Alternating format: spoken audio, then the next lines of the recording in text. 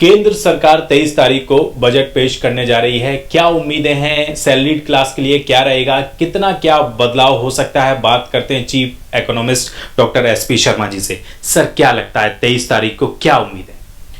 देखिए, बहुत उम्मीदें हैं क्योंकि इसके लिए लोग बता रहे हैं कि शायद ये ड्रीम बजट होगा और ज़्यादातर जो मिडिल क्लास है उसकी बहुत ज़्यादा एक्सपेक्टेशंस हैं कि जो टैक्स रेट्स हैं काफ़ी हाई हैं।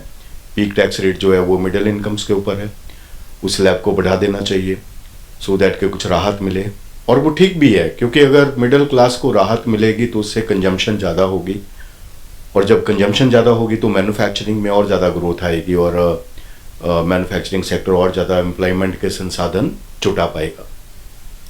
इसके अलावा जो कंप्लाइंसेस हैं, खास करके जो एमएसएमईज के लिए सरकार ने बहुत रिफॉर्म्स की हैं, उनके लिए बहुत बड़ी हैंड होल्डिंग सरकार ने दी है पिछले काफ़ी वर्षों में। तो उनके लिए और रिफॉर्म्स, जैसे उनका जो एनपीए का नॉर्म है आरबीआई के अकॉर्डिंग वो 90 डेज है, उसको बढ़ाने की बात है कि 180 दिन कर दिया जाए क्योंकि कई बार जो ऐसा बिजनेस का जो पीरियड होता है उसमें टाइम लग जाता है और एनपीए में कई बार वो 90 डेज के अंदर ही आ जाते हैं जब पेमेंट्स सेटल नहीं होती है। तो इसके अलावा जो इंफ्रास्ट्रक्चर डेवलपमेंट के ऊपर सरकार का बहुत फोकस ऑलरेडी है, सरकार ने बहुत अनाउंसमेंट्स की हैं और इंफ्रास्ट्रक्चर डेवलपमेंट हुई है, तो इंडस्ट्री को उम्मीद है कि वो कंटिन्यू रहेंगी। जो सरकार ने एलोकेशंस की, जिस गति से एलोकेशंस हो रही हैं उसी गति से और तेज गति से आगे बढ़नी चाहिए। और इसके अलावा जो हेल्थ और एजुकेशन सेक्टर है उसके लिए खास रिफॉर्म्स, जो इंक्लूसिव ग्रोथ की हम बात करते हैं, तो खास करके जो हेल्थ सेक्टर में जो इंक्लूसिव ग्रोथ हो, जिस तरीके से जो डिस्पेंसरीज हैं, जो छोटे हॉस्पिटल्स हैं, वो ज़्यादा से ज़्यादा जो जहाँ भी पॉपुलेशन है मुहैया कराए जाएं सो दैट के जो लोग हैं वो आसानी से जब वो अपनी सेहत की सेवाएं जो है ले पाए। इसके अलावा जो मैन्युफैक्चरिंग सेक्टर, जो खास करके जैसे मैंने पहले बात की कि उसमें ग्रोथ आएगी जब कंजम्पशन इंक्रीज होगा, तो इस वक्त के हमें ज़रूरत है कि मैन्युफैक्चरिंग सेक्टर को और ज़्यादा सुदृढ़ और बोल्स्टर किया जाए। जो उसका जो कंट्रीब्यूशन है जीडीपी में लगभग कोई 16% के आसपास, उसको हमें बढ़ाने की ज़रूरत है। वो कम से कम 25% तक जाना चाहिए अगले 6-7 साल में। उसके लिए बहुत रिफॉर्म्स करनी होंगी। ईज ऑफ डूइंग बिजनेस को और सुदृढ़ बनाना होगा।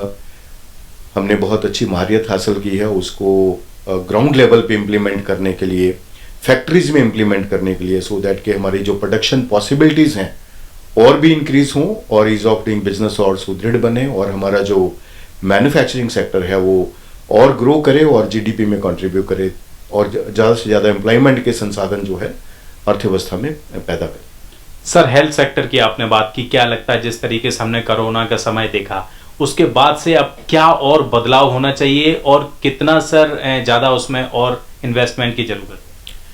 देखिए, कोरोना के टाइम पे हमने बहुत बदलाव देखा, सरकार ने बहुत फैसिलिटेशन दी और वो एक बहुत ही डिफ़िकल्ट टाइम था।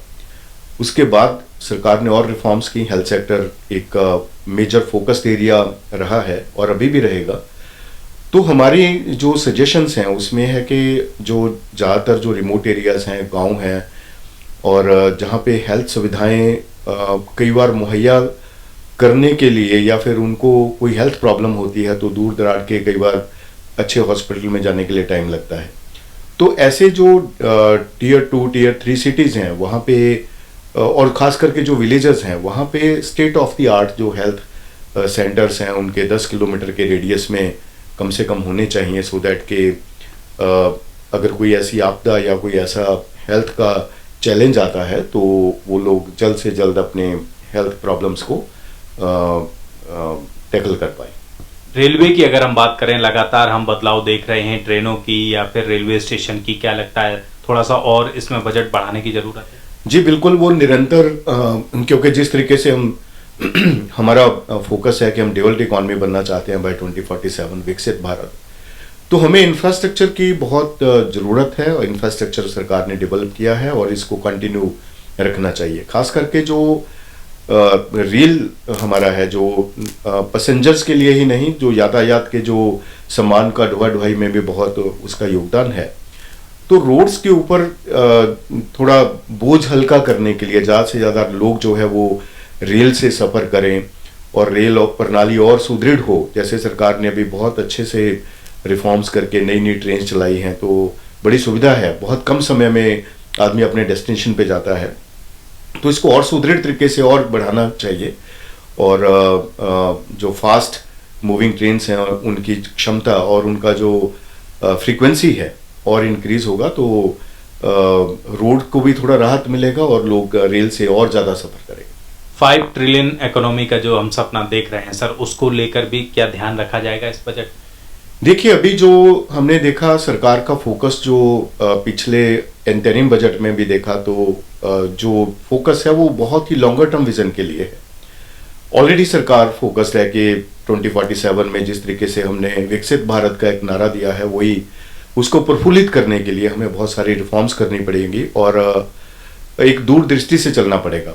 जैसे जो लास्ट बजट था, जो इंटरिम बजट था, उसका टोटल फोकस जो हमने देखा वो ज्ञान के ऊपर था, जिसमें गरीब है, युवा है और अन्नदाता है और नारी शक्ति है। तो इन चीज़ों को फोकस करेंगे तो एक इंक्लूसिव ग्रोथ जो कि एक विकसित भारत के लिए चाहिए, जो गरीब को प्रोत्साहित करने के लिए, गरीब को उस कैटेगरी से निकाल के उसको मिडिल इनकम्स में लाने के लिए, और अन्नदाता के लिए जो एक पूरे देश को जो अनाज देता है उसको और ज़्यादा फैसिलिटेट करने की ज़रूरत है।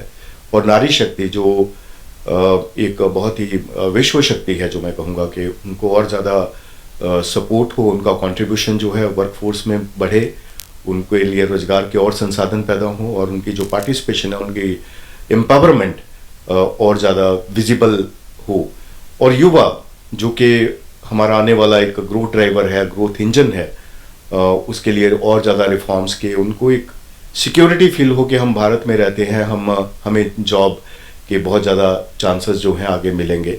उनके लिए अनसर्टेनिटी नहीं होना चाहिए कि उनको शायद पढ़ाई करके कहीं बाहर मूव करना पड़ेगा या कहाँ पे नौकरी मिलेगी, वो ऐसा अनसर्टेनिटी ना हो। उनको जो एक सर्टेनिटी हो, जब वो पढ़ाई करते हैं तो उनको आगे उनका जो फ्यूचर है वो भी एक विकसित फ्यूचर देखना चाहिए।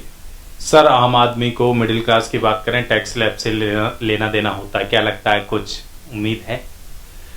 देखिए, आम आदमी के लिए सरकार बहुत ही फोकस्ड है, बहुत रिफॉर्म्स की हैं, खास करके जो कोरोना के टाइम पे रिफॉर्म्स हुई, जो दूर दराज के जो लेबर फोर्स है उनके लिए रिफॉर्म्स हुई, और ये कंटिन्यू रहेंगी। और जिस तरीके से सरकार फूड में उनको फैसिलिटेट कर रही है, 80 करोड़ से ज़्यादा लोगों को मुहैया करवाया जाता है, तो ऐसी रिफॉर्म्स, मनरेगा के लिए और एलोकेशंस होने की उम्मीद है।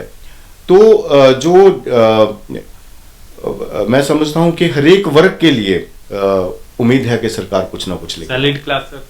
सैलरीड क्लास के लिए जैसे मैंने पहले बताया कि मिडिल इनकम्स जो है वो ज़्यादातर सैलरीड क्लास में ही प्रिवेल करती हैं। उनके लिए जो टैक्स स्लैब्स हैं वो और वाइडन होने चाहिए और इंक्रीज कर देना चाहिए, सो दैट कि उनके ऊपर जो इंसिडेंस ऑफ टैक्सेशन है वो कम। एक अंतिम सवाल सर, कहते हैं ना कि क्या महंगा क्या सस्ता, कुछ ऐसा इलेक्ट्रॉनिक्स में कुछ? देखिए, जो सरकार का फोकस है वो मेक इन इंडिया के ऊपर पिछले काफ़ी वर्षों से रहा है, और आने वाले टाइम में इंडिजीनियस प्रोडक्शन पॉसिबिलिटीज़, खास करके जो इलेक्ट्रॉनिक्स में जिसके बहुत इंपोर्ट होते हैं, और डिफेंस प्रोडक्ट्स में सरकार बहुत अच्छे से बिल्डअप कर रही है कि ज़्यादा से ज़्यादा इंडिजीनियस प्रोडक्शन हो और हम अपनी जो डिमांड है उसको फुलफिल कर पाएँ।